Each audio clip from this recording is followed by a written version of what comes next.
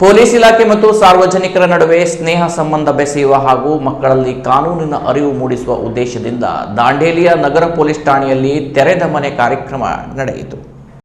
ದಾಂಡೇಲಿ ನಗರದ Lions school ಹಿರಿಯ ಪ್ರಾಥಮಿಕ ಆಂಗ್ಲ ಮಾಧ್ಯಮ ಶಾಲೆಯ ವಿದ್ಯಾರ್ಥಿಗಳನ್ನು ಠಾಣೆಗೆ ಕರೆತರಲಾಯಿತು. ಈ ಸಂದರ್ಭದಲ್ಲಿ ದಾಂಡೇಲಿ ನಗರ ಠಾಣೆಯ ಪಿಎಸ್ಐ ಕಿರಣ್ ಪಾಟೀಲ್ ಮತ್ತು ಎಎಸ್ಐ ಮೆಹಬೂಬ ನಿಂಬುವಾಲೆ ಅವರು ವಿದ್ಯಾರ್ಥಿಗಳೊಂದಿಗೆ ಸಂವಾದ ನಡೆಸಿ ಮಹತ್ವದ ಮಾಹಿತಿ ನೀಡಿದರು.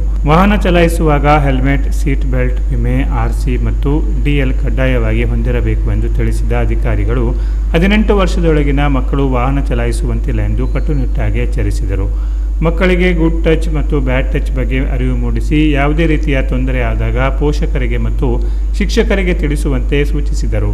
ತುರ್ತು ಸಂದರ್ಭದಲ್ಲಿ ಸಹಾಯ ಪಡೆಯಲು 112 ಮತ್ತು ಮಕ್ಕಳ ಸಹಾಯವಾಣಿ 1098 ಸಂಖ್ಯೆಗಳನ್ನು ಬಳಸುವ ಬಗ್ಗೆಯೂ ಮಾರ್ಗದರ್ಶನ ನೀಡಲಾಯಿತು. ಈ ವೇಳೆ ಸಂಚಾರಿ ಸೂಚನಾ ಫಲಕಗಳ ಮಹತ್ವ, ಠಾಣೆಯಲ್ಲಿ ಬಳಕೆಯಲ್ಲಿರುವ walkie talkie, DD machine, PDA ಮಷೀನ್ಗಳ ಕಾರ್ಯವೈಖರಿ ಹಾಗೂ ಶಾಲೆಗೆ ಬರುವಾಗ ಮತ್ತು ಹೋಗುವಾಗ ಪಾಲಿಸಬೇಕಾದ ಸಂಚಾರಿ ನಿಯಮಗಳ ಬಗ್ಗೆ ವಿದ್ಯಾರ್ಥಿಗಳಿಗೆ ಪ್ರಾಯೋಗಿಕವಾಗಿ ತಿಳಿಸಲಾಯಿತು. ಕಾರ್ಯಕ್ರಮದಲ್ಲಿ ಪೊಲೀಸ್ ಸಿಬ್ಬಂದಿ ಉಪಸ್ಥಿತರಿದ್ದರು. ಇಂತಹ ಕಾರ್ಯಕ್ರಮಗಳಿಂದ ಮಕ್ಕಳಲ್ಲಿ ಪೊಲೀಸರ ಬಗ್ಗೆ ವಿಶ್ವಾಸ ಮತ್ತು ಕಾನೂನಿನ ಬಗ್ಗೆ ಜಾಗೃತಿ ಮೂಡುತ್ತದೆ ಎಂದು ಅಧಿಕಾರಿಗಳು ತಿಳಿಸಿದರು. Canara plus news, Dandeli.